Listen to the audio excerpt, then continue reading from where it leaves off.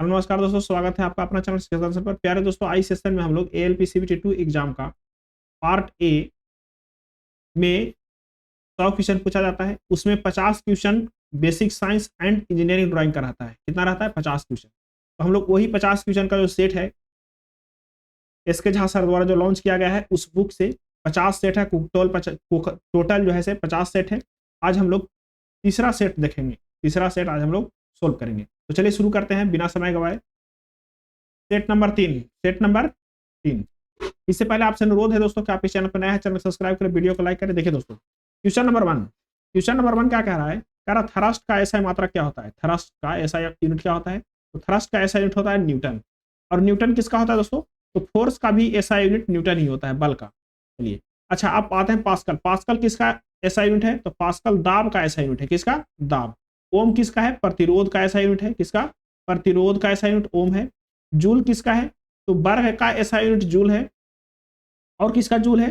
तो एनर्जी का भी ऐसा यूनिट जूल ही होता है। क्वेश्चन नंबर 2 देखिए, इसका ऑप्शन सी सही है। क्वेश्चन नंबर 2 कह रहा है निम्नलिखित में से किस भौतिक राशि का मात्रा का कोई इकाई नहीं है? देखिए, सापेक्ष घनत्व का कोई इकाई नहीं है। ऑप्शन इसका डी सही है।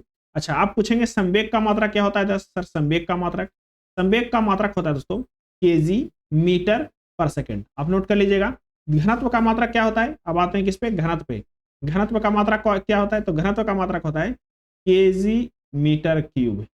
दबाव का मात्रक क्या होता है? किसका? दबाव का। तो दबाव का अभी देखें दोस्तों पास्कल या न्यूटन न्यूटन पर मीटर स्क्वायर। इसका ऑप्शन कौन सा सही है? ऑप्शन इसका डी सही है। क्वेश्चन नंबर देखिए, क्वेश्चन नंबर 3 कह रहा है दोस्तों, क्वेश्चन नंबर 3 कह रहा है कि 200 वोल्ट के एक 100 वाट के लैंप को 100 वोल्ट पर धारा प्रवाह की जा रही है, तो यह किस लैंप के समान होगा? मतलब कि इसका शक्ति जो है से क्या होगा, इसका पावर जो है से क्या होगा दोस्तों? चलिए, हम लोग इसके जो भी फॉर्मूला का डिस्कस करेंगे, आप उसको नोट डाउन कर सकते हैं। तो आपके एग्जाम के लिए बहुत इंपॉर्टेंट होगा। देखिए दोस्तों, आपको पता होगा कि P बराबर फॉर्मूला होता है क्या? V²/R। क्या होता है? V²/R। इससे हम लोग R कलेक्ट कर लेंगे दोस्तों, R निकाल लेंगे। P का मान कितना दे रखा है पहला में? तो P का मान दे रखा है 100 वाट। कितना दे रखा है दोस्तों? 100 वाट दे रखा है P का मान। V का मान कितना दे रखा है? तो V का मान दे रखा है 200 वोल्ट। V² है यानी कि 200 गुने 200। R का मान हमको पता है, R का मान हमको निकालना है। अच्छा, ये 2 जीरो से ये 2 जीरो कट गया, यानी कि R बराबर आ गया दोस्तों आपको। कितना आ गया R बराबर? R बराबर आ गया 400 ओम। कितना आ गया? 400 ओम। ठीक है, R बराबर 400 ओम आ गया। अब कह रहा है कि जो अगला है वो 100 वोल्ट का है। कितना है? अगला धारा जो है 100 वोल्ट का है। पहले का धारा तो 200 वोल्ट का था, लेकिन अगला धारा है 100 वोल्ट का है। तो बताइए कि इसमें शक्ति क्या होगा? कोई दिक्कत नहीं है। जब 100 वोल्ट का है, क्या होगा? जो उसका बैटरी का कैपेसिटी हो क्या हो गया? कम गया। तो उसका पावर भी क्या हो जाएगा दोस्तों? उसका पावर भी कम जाएगा। कैसे कमेगा? देखिए, आर कितना आया? 400 ओम। आर आया 400 ओम। तो फॉर्मूला क्या होता है? P बराबर V² आर होता है। फॉर्मूला होता है कि नहीं होता है? अच्छा, V आपको पता है, कितना पता है? तो V कहेंगे सर 100 है। कितना है? 100 है, तो 100 का स्क्वायर। आर आपको पता है कितना है? 400 है। आर कितना है? 400 है। जैसे ही आप 2 जीरो से 2 जीरो काटिएगा, यानी कि 25 वाट जो है इसका आंसर आ जाएगा। ऑप्शन कौन सा सही है? ऑप्शन इसका ए सही है। कितना? 25 वाट इसका आंसर आ जाएगा। क्वेश्चन नंबर देखिए 4। क्वेश्चन नंबर 4 कह रहा है दोस्तों 12 न्यूटन 8 न्यूटन परिमाण के 2 बल एक वस्तु के ऊपर कार्यरत है। वस्तु पर लगने वाला परिमाण बल अधिकतम कितना होगा? देखिए दोस्तों, मैक्सिमम अगर जो कह देते दोनों को जोड़ देंगे। क्या कर देंगे? दोनों के जोड़ देंगे। मैक्सिमम कितना हो जाएगा? 20 हो जाएगा। अगर जो मिनिमम कह देता कि दोनों के परिमाण मिनिमम कितना हो जाएगा, तो 12 में से 8 घटा देते, यानी कि 4 जो हो जाता से मिनिमम हो जाता। तो मैक्सिमम कह रहा है, तो यानी कि ऑप्शन सी सही है। चलिए, क्वेश्चन नंबर देखिए 5। कह रहा है कि जब बंदूक से गोली चलाई जाती है, तो बुलेट की गतिज ऊर्जा डॉट डॉट होती है। जो बुलेट की गतिज ऊर्जा है किसके बराबर होता है? तो बंदूक से कम होता है, अतुलनीय होता है, बंदूक से ज्यादा होता है, या बंदूक के समान होता है। तो जो बुलेट का गतिज ऊर्जा होगा दोस्तों, जो बुलेट का गतिज ऊर्जा होगा किसके बराबर होगा? तो बंदूक से ज्यादा होगा। बुलेट का गतिज ऊर्जा क्या होगा दोस्तों? बुलेट का गतिज ऊर्जा बंदूक से क्या होगा? ज्यादा होगा। ऑप्शन कौन सा सही है? ऑप्शन इसका सी सही है। बंदूक से क्या होगा? ज्यादा होगा।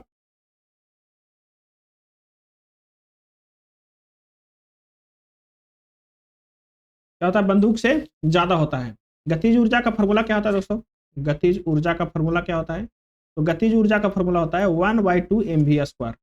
1/2 mv²। गतिज ऊर्जा का क्या होता है, 1/2 mv² होता है गतिज ऊर्जा का। गतिज ऊर्जा का फॉर्मूला क्या होता है, 1/2 mv²। ठीक है, ये क्या होता है, बंदूक से ज्यादा होगा। ये मास और वेलोसिटी पर डिपेंड करता है। इसका जो वेलोसिटी है दोस्तों, बुलेट का वेलोसिटी है बहुत ज्यादा हो जाता है, इसीलिए गतिज ऊर्जा क्या हो जाएगा, ज्यादा हो जाएगा। अच्छा, क्वेश्चन नंबर 6 देखिए। क्वेश्चन नंबर 6 कह रहा है कि एक वस्तु 3 सेकेंड में 23 मीटर और फिर अगले 2 सेकेंड में 15 मीटर की यात्रा तय करता है, तो उसका औसत गति ज्ञात कीजिए। देखिए, औसत गति का तो भरमार पड़ा हुआ है साइंस के न्यूमेरिकल में। देखिए, औसत गति कैसे निकालते हैं, तो औसत गति कहेंगे सर कि आप औसत गति बराबर होता है कुल दूरी बटा कुल समय। होता है कि नहीं होता है, कुल दूरी बटा कुल समय। अच्छा, कुल दूरी कितना है, एगो 23 मीटर है और 15 मीटर है। क्या है, 23 प्लस 15। समय कितना ले रहा है, एगो 3 सेकंड ले रहा है, एगो में 2 सेकंड ले रहा है, यानी कि 5। इसको जोड़िए कितना हो जाएगा, 8 हो जाएगा और 3 38। 38 बटा कितना, 5। ठीक है, 7 बचे 35, कितना बचेगा, 3 बचेगा और पॉइंट में क्या 6, यानी कि 7.6 मीटर पर सेकंड। 7.6 मीटर पर सेकंड, ऑप्शन ए सही है। चलिए अगला क्वेश्चन देखिए। क्वेश्चन नंबर 7 कह रहा है कि गति के प्रभाव में आने पर किसी वस्तु में डॉट डॉट डॉट ऊर्जा विद्यमान होता है। जब वस्तु गति के प्रभाव में आ जाता है, उसमें जो ऊर्जा होता है कौन सा ऊर्जा होता है, गतिज ऊर्जा विद्यमान होता है। और जब वस्तु स्थिर रहता है, क्या रहता है, स्थिर रहता है, तो कौन सा रहेगा, तो स्थितिज ऊर्जा विद्यमान रहेगा। ठीक है, चलिए अगला क्वेश्चन देखिए। क्वेश्चन नंबर, इस क्वेश्चन का ऑप्शन बी सही है। चलिए क्वेश्चन नंबर देखिए 8 कह रहा है कि प्रारंभिक स्थिति से अंतिम स्थिति तक विस्थापन का एक परिमाण क्या होता है। जो भी विस्थापन होगा दोस्तों, विस्थापन किसको कहते हैं, सबसे शॉर्टेस्ट डिस्टेंस को विस्थापन कहते हैं। तो जो विस्थापन होगा दोस्तों प्रारंभिक बिंदु और अंतिम बिंदु के, तो क्या सीधी रेखा होगा, क्या होगा, सीधी रेखा होगा। ऑप्शन कौन सा सही है, ऑप्शन इसका बी सही है। चलिए क्वेश्चन नंबर 9 देखिए। क्वेश्चन नंबर 9 कह रहा है कि एक पदार्थ 0 डिग्री सेल्सियस पर 10 ग्राम पर सेंटीमीटर क्यूब है एवं 100 डिग्री सेल्सियस पर 9.7 ग्राम पर सेंटीमीटर 9.7 ग्राम पर सेंटीमीटर क्यूब है, सीसी है। तो बताइए कि पदार्थ का रेखीय प्रसार क्या होगा। क्या, रेखीय प्रसार। किसको क्या पूछ रहा है, रेखीय प्रसार। पदार्थ का क्या पूछ रहा है, रेखीय प्रसार पूछ रहा है कि रेखीय प्रसार क्या होगा पदार्थ का। तो ऑप्शन इसका डी सही है, 10 टू द पावर -4 पर डिग्री सेल्सियस। क्वेश्चन नंबर 10 देखिए। क्वेश्चन नंबर 10 कह रहा है कि उत्तोलक किस सिद्धांत पर कार्य करता है। कौन सा कह रहा है, उत्तोलक जो है, उत्तोलक क्या प्रकार का होता है, 3 प्रकार का होता है। तो किस सिद्धांत पर कार्य करता है, तो बाला घूर्णन के सिद्धांत पर कार्य करता है। कौन सा कार्य करता है, बाला घूर्णन के सिद्धांत पर कार्य करता है। ऑप्शन डी सही है। अच्छा, आर्किमिडीज के सिद्धांत पर, तो उत्प्लावन का नियम जो है दोस्तों आर्किमिडीज के सिद्धांत पर कार्य करता है। हम लोग तैरते हैं नदी में, तो किस सिद्धांत के आधार पर, तो आर्किमिडीज के सिद्धांत के आधार पर। क्वेश्चन नंबर देखिए 11। क्वेश्चन नंबर 11 कह रहा है कि निम्नलिखित में से कौन सा श्रेणी प्रथम लीवर का उदाहरण है। तो प्रथम लीवर द्वितीय लीवर के बढ़िया से चर्चा किए थे। तो प्रथम लीवर में क्या होता है कि फलक्रम जो है बीच में होता है। क्या होता है, फलक्रम जो घूमता है वो कहाँ रहता है, बीच में रहता है। इधर लोड रहेगा और इधर आप प्रयास कीजिएगा, फलक्रम कहाँ पे रहेगा, बीच में रहेगा। तो बताइए कौन सा ऐसा है जिसको में फलक्रम जो है बीच में है। तो पलायर जो है, पलायर क्या बोलते हैं, पिलास बोलते हैं। ये क्या है, इसका फलक्रम बीच में है। अच्छा, सरौता क्या है, सरौता के लोड बीच में है, तो ये द्वितीय हो जाएगा। क्या हो जाएगा, द्वितीय हो जाएगा। अच्छा, चिमटा के क्या है, चिमटा के भार बीच में है, जो हम लोग आयास करते हैं वो बीच में होता है, तो ये तृतीय हो जाएगा चिमटा। ठीक है, चलिए अगला क्वेश्चन देखिए। क्वेश्चन नंबर 12 कह रहा है कि तापमान में वृद्धि के साथ ग्लिसरीन का श्यानता क्या हो जाता है, बढ़ जाता है। तो तापमान में जैसे ही वृद्धि करेंगे दोस्तों, तो ग्लिसरीन का श्यानता बढ़ेगा नहीं, घट जाएगा। क्या हो जाएगा, घट जाता है। तापमान में वृद्धि करने पर किसी भी लिक्विड का श्यानता क्या होता है, घटता है। अच्छा, तापमान में वृद्धि अणुओं की गतिज ऊर्जा बढ़ जाता है। सही बात है कि अणुओं की गतिज ऊर्जा बढ़ जाता है, यानी कि ये वाला सही है, ये क्या है, गलत है। अब देखिए ऑप्शन क्या कहता है, ऑप्शन क्या कहता है, ऑप्शन क्या कहता है दोस्तों, ऑप्शन कहता है कि ऑप्शन डी सही है, ए गलत है और आर सही है। ठीक है, ए वाला क्या है, गलत है, और वाला क्या है, सही है। चलिए क्वेश्चन नंबर 13 कहते हैं। क्वेश्चन 13 कह रहा है कि दाब को मापने वाला यंत्र को क्या बोलते हैं, जिससे हम लोग दाब को मापते हैं। क्या मापते हैं, उससे दाब को मापते हैं, उसको हम लोग क्या बोलते हैं, मैनोमीटर बोलते हैं। क्या बोलते हैं उसको, मैनोमीटर। वायुमंडलीय दाब को हम लोग बैरोमीटर भी मापते हैं। किसे? बैरोमीटर से भी मापते हैं वायुमंडलीय दाब को। अच्छा, कहेंगे सर कि गैल्वेनोमीटर से क्या मापते हैं? तो गैल्वेनोमीटर से भी धारा मापते हैं दोस्तों, एमिनोमीटर से भी धारा मापते हैं, लेकिन हाइड्रोमीटर से हम लोग आर्द्रता मापते हैं। क्या मापते हैं? हाइड्रोमीटर से आर्द्रता मापते हैं। चलिए अगला क्वेश्चन देखिए, क्वेश्चन नंबर 14 कह रहा है कि निम्न में से क्वेश्चन नंबर 14 क्या कह रहा है? क्वेश्चन नंबर 14 क्या कह रहा है? क्वेश्चन नंबर 14 क्या कह रहा है दोस्तों कि निम्न में से किस प्रकार के बल्ब में ऊर्जा की खपत सबसे कम होती है? तो एलईडी बल्ब में जो है ऊर्जा खपत सबसे कम होती है। इसका नाम क्या है? Light emitting diode. क्या है? Light emitting diode. कौन सा है ऑप्शन? इसका डी सही है, एलईडी बल्ब।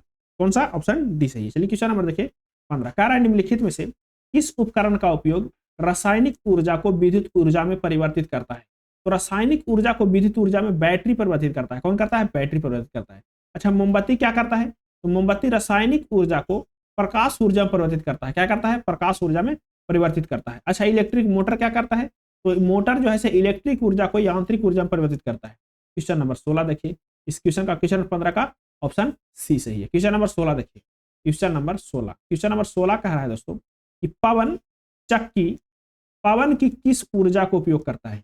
तो पवन की गतिज ऊर्जा का उपयोग करता है। ऑप्शन बी सही है। क्वेश्चन नंबर 17 देखिए, कह रहा है वॉशिंग मशीन का कार्य क्या है? तो वॉशिंग मशीन कार्य सिद्धांत है अपकेंद्रीय बल पर। किस पर? अपकेंद्रीय बल। एक होता है दोस्तों अभिकेंद्रीय बल। क्या होता है? अभिकेंद्रीय बल। एक क्या होता है? अभिकेंद्रीय बल।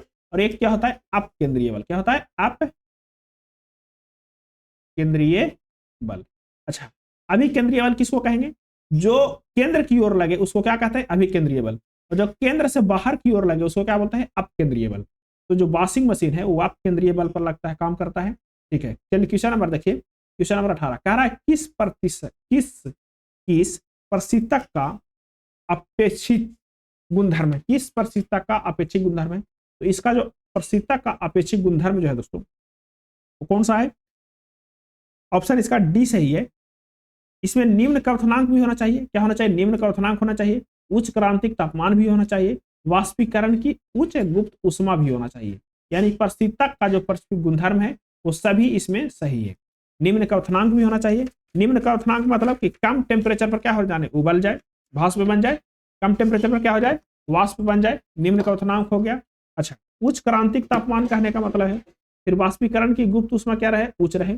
क्वेश्चन नंबर देखिए 19 कह रहा है कि एक गलत थर्मामीटर पर बर्फ का गलनांक कितना दे दिया है? 5 डिग्री सेल्सियस एवं जल का क्वथनांक दे दिया है 95 डिग्री सेल्सियस।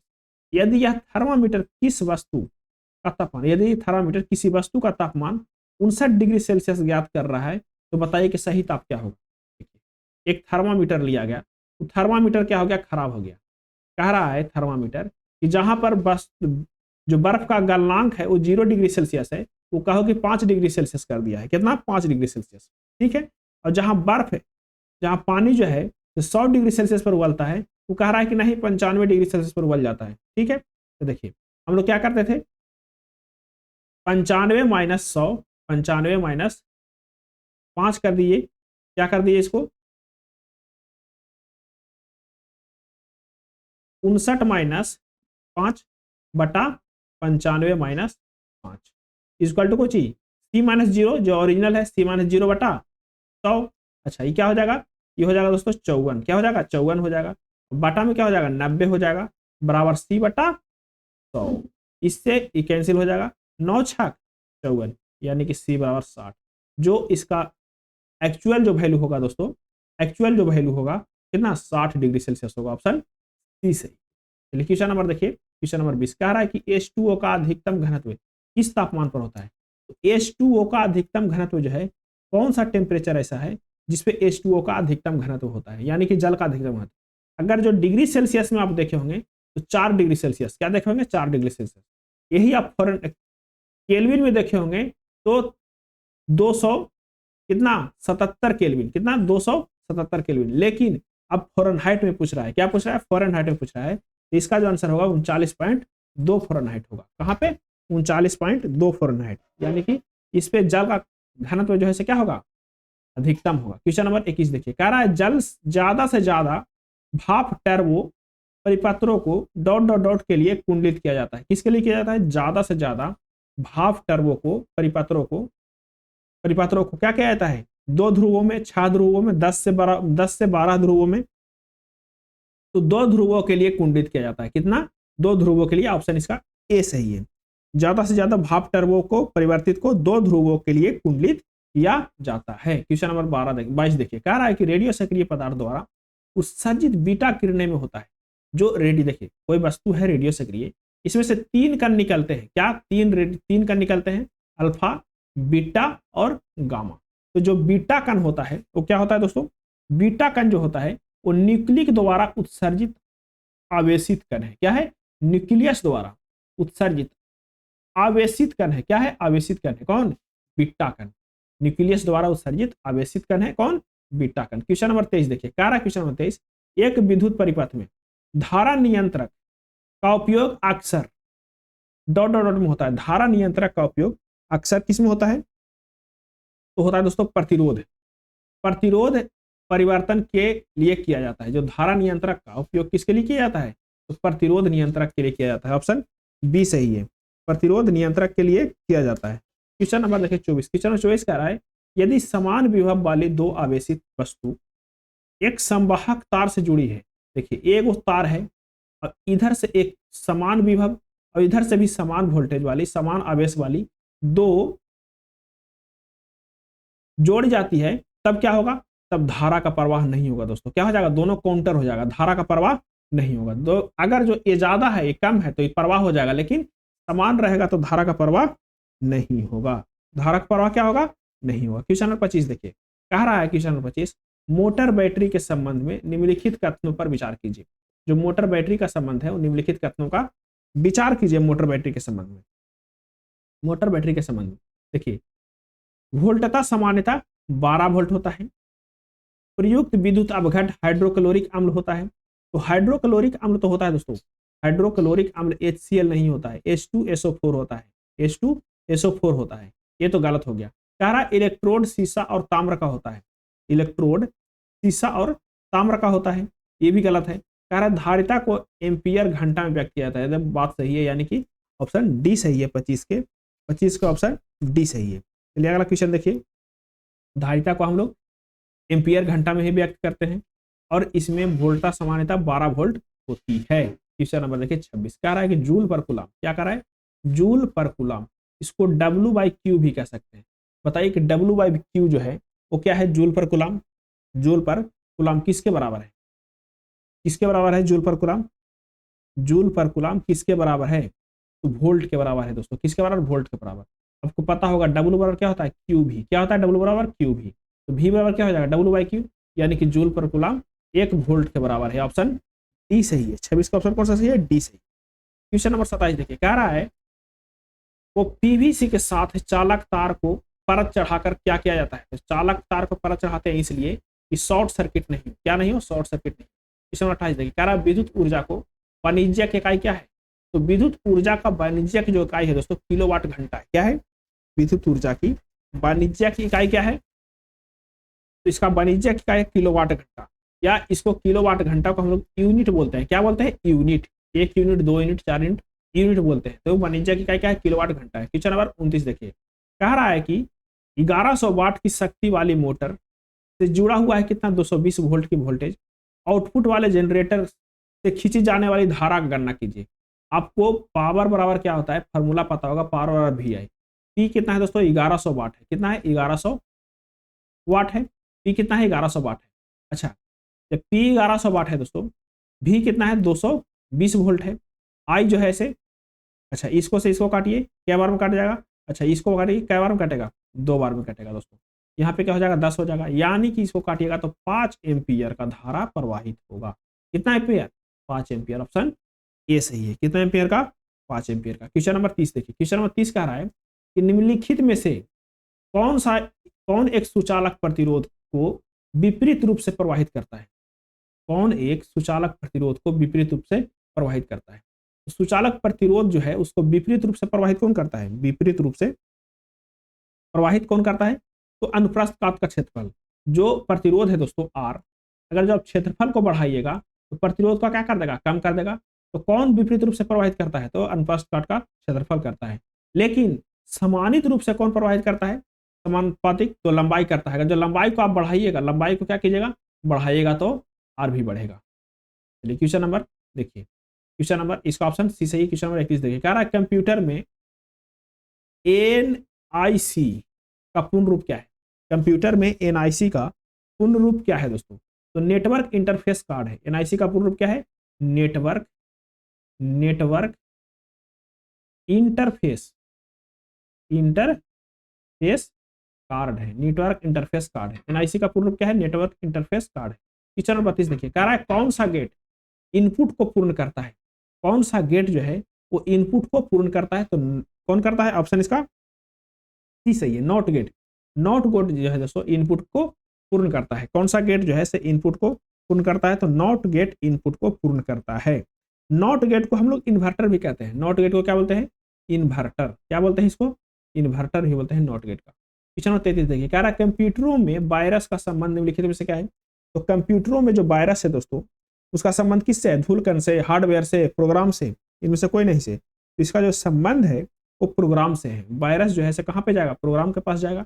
इसका संबंध किससे है, प्रोग्राम से है। क्वेश्चन नंबर 34 देखिए, कह रहा है कि जब 5 kg जल के ताप को 20 डिग्री सेल्सियस बढ़ाकर क्वथनांक तक ले जाया जाता है, तो उसके द्वारा ग्रहण की गई ऊष्मा क्या होगा।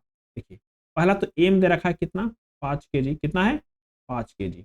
जब 5 kg है, टी कितना है 20 डिग्री सेल्सियस से कहां तक के, क्वथनांक तक, यानी कि 100 डिग्री सेल्सियस तक ले गया है।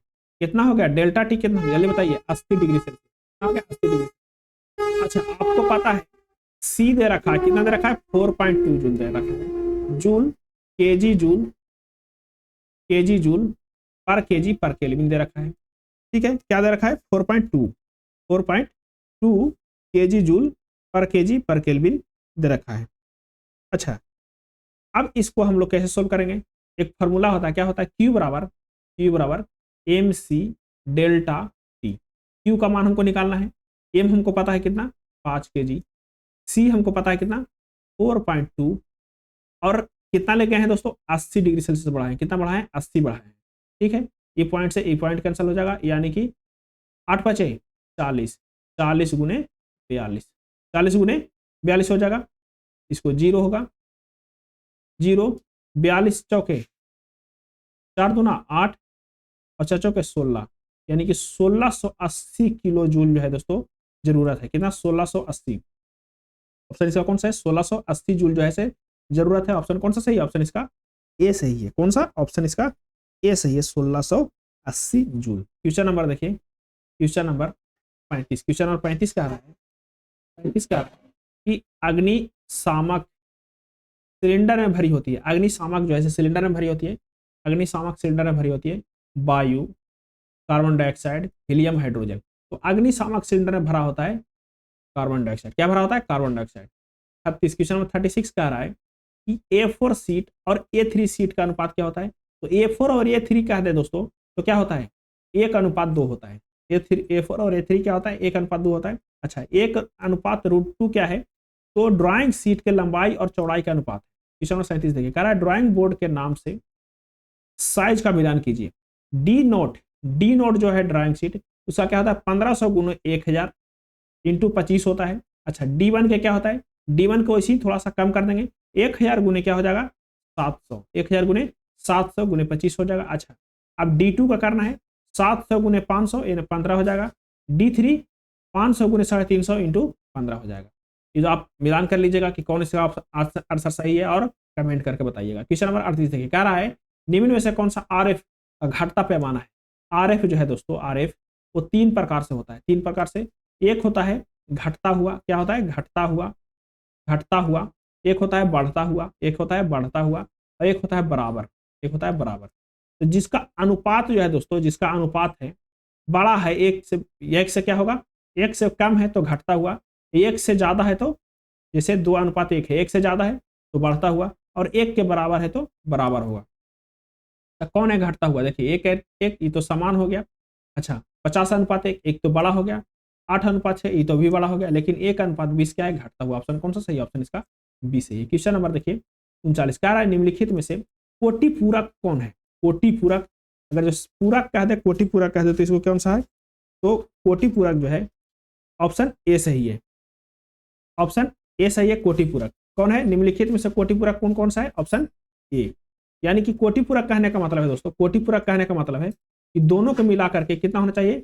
90 डिग्री होना चाहिए। क्या होना चाहिए? 90 डिग्री होना चाहिए दोनों को मिला करके। उसको हम लोग क्या कहते हैं? अल्फा प्लस बीटा जो है वो क्या हो जाए? 90 डिग्री हो जाए, उसको कोटि पूरक कहते हैं। क्या कहते हैं? कोटि पूरक कहते हैं। या तो इसको पूरक भी कहते हैं। क्या कहते हैं? इसको पूरक भी कहते हैं। आपको सम पूरक कह दे तो क्या होगा दोस्तों? तो सम पूरक कह दे तो 180 डिग्री होना चाहिए दोनों को मिला करके। देखिए इसको कह दे तो क्या हो जाएगा? ये सम पूरक होगा। क्वेश्चन नंबर देखिए 40 कह रहा है जब दो कोण का योग 90 डिग्री के बराबर होता है तो उसको क्या बोलते हैं? उसको हम लोग जो जब दो कोण का योग 90 डिग्री के बराबर हो जाता है तो उसको क्या बोलते हैं? पूरक बोलते हैं। अभी बताएं, पूरक बोलते हैं। अगर जो 180 डिग्री हो जाए तो क्या हो जाएगा? समपूरक हो जाएगा। क्वेश्चन नंबर देखिए 41, क्वेश्चन नंबर 41 कह रहा है कि कौन सी बीमा रेखा की सही प्रक्रिया दर्शाया है? देखिए सही प्रक्रिया दोस्तों बीमा रेखा के ऊपर होना चाहिए। बीमा रेखा के जो बीमा मान है कहाँ होना चाहिए? ऊपर होना चाहिए। देखिए ऐसे 30 है, ऑप्शन बी सही है, सही है। अगर जो खड़ा करना है तो यहाँ पे लिखना है, बायां कर लिखना है। कौन सा ऑप्शन सही है? ऑप्शन इसका बी सही है। बीमा रेखा का जो प्रदर्शित किया गया है ऑप्शन बी वाला सही है। क्वेश्चन नंबर 42 देखिए, क्वेश्चन नंबर 42 देखिए कह रहा है कि व्यू में घन के तीनों फेस के साथ असमान बनाते हैं। अगर जो तीनों फेस असमान बनाए तो क्या हो जाएगा दोस्तों? ट्राइमेट्रिक व्यू होगा। क्या होगा? ट्राइमेट्रिक व्यू होगा। अगर जो दो कोण असमान बनाए तो डायमेट्रिक व्यू होगा, और जो तीनों कोण समान बनाए तो आइसोमेट्रिक होगा। तो ऑप्शन इसके लिए बी सही है, ट्राइमेट्रिक, तीनों कोण समान बना रहा है। क्वेश्चन नंबर 43 देखिए कह रहा है जब किसी ठोस के VP लंबवत है तथा HP से क्या होगा? देखिए दोस्तों आपके पास है VP के किसको? वर्टिकल प्लेन को VP बोलते हैं और हॉरिजॉन्टल को HP बोलते हैं। अगर जो कह दे कि VP के लंबवत है, VP के क्या है? लंबवत है, तो इसका लंबवत ऐसे रहेगा। तो HP के क्या होगा? तो HP के जब भी होगा तो समांतर होगा। क्या होगा? VP के लंबवत है तो HP के क्या होगा? समांतर होगा। ऑप्शन बी सही है। क्वेश्चन नंबर 44 देखिए कह रहा है नॉर गेट किस संकेत से सूचित किया जाता है? नॉर गेट जो है दोस्तों ऑप्शन बी से सूचित किया जाता है। क्वेश्चन नंबर 45 देखिए कह रहा है कि मानक प्रतिरोध द्वारा अमीटर का असंशोधन कहलाती है। मानक प्रतिरोध द्वारा अमीटर का असंशोधन कहलाती है। मानक प्रतिरोध द्वारा अमीटर का असंशोधन कहलाती है, द्वितीय असंशोधन कहलाती है। मानक प्रतिरोध द्वारा अमीटर का अंशोधन कहलाता है। क्या? द्वितीयक अंशशोधन कहलाता है। द्वितीयक कौन कहलाता है? द्वितीयक अंशशोधन कहलाता है। ऑप्शन बी सही है। क्वेश्चन नंबर देखिए 46 कह रहा है साइकिल किस प्रकार का मशीन है? तो साइकिल जो है दोस्तों यौगिक और मिश्रित मशीन है। साइकिल क्या है? यौगिक या मिश्रित मशीन है। इसमें बहुत सारे कंपोनेंट मिला हुआ है। इसमें उत्तोलक भी मिला हुआ है, गियर भी मिला हुआ है। तो क्या है? एक मिश्रित मशीन है। क्वेश्चन नंबर देखिए 47 कह रहा है कि ऐसी आकृति जो आगे से तीखे एवं पीछे से मोटे हो क्या कहलाता है? आगे से क्या हो? तीखा हो, पीछे से क्या हो? मोटा हो, उसको हम लोग क्या कहते हैं? उसको बेज बोलते हैं। अच्छा सर बेज होता क्या है? आगे से तीखा पीछे से मोटा। अरे भाई चाकू, चाकू क्या है? एक प्रकार का बेज है। चाकू आगे से क्या होता है? तीखा हो, मतलब पतला होता है, तीखना हो, तीक्ष होता है काटने वाला, और पीछे क्या होता है? मोटा होता है। तो इसी को क्या बोलते हैं? बेज बोलते हैं। इसका एग्जाम्पल क्या है? इंपॉर्टेंट, चाकू। क्वेश्चन नंबर 48 देखिए कह रहा है परिस्थितिकी निम्नलिखित में से किस परिस्थितिकी निम्नलिखित के बीच पारस्परिक संबंधों का अध्ययन कीजिए। परिस्थितिकी निम्नलिखित के बीच पारस्परिक संबंधों का अध्ययन कीजिए। पारस्परिक संबंधों का अध्ययन कीजिए। ऑप्शन ए सही है, जीव और वातावरण। कौन सा? जीव और वातावरण। क्वेश्चन नंबर 49 देखिए कह रहा है कि सप्तभुज में विकर्णों की कुल संख्या देखिए, जो विकर्ण का कुल संख्या n इंटू एन माइनस 3/2 होता है। क्या होता है? n into n minus 3/2। N का मान कितना दे रखा है? सप्तभुज है यानी कि 7 है। 7 इंटू 7 माइनस 3/2 यानी कि क्या हो जाएगा दोस्तों? यहाँ पे 4 होगा, 4 7 गुने 4/2 दो बार में, यानी कि 14 हो जाएगा। कौन सा? ऑप्शन डी सही है। 50 का ये देखिए कह रहा है क्वेश्चन 50 कि कौन सा कार्य प्रोटेक्टर द्वारा किया जाता है? तो कौन मेजर करते हैं हम लोग? प्रोटेक्टर तो क्या करते हैं? कौन मापते हैं? कौन बनाना? वृत्त के विभाजित करके सेक्टर बनाना। ऑप्शन डी सही है, सभी करते हैं। चलिए दोस्तों यहीं तक रहने तक, मिलते हैं अगले वीडियो में।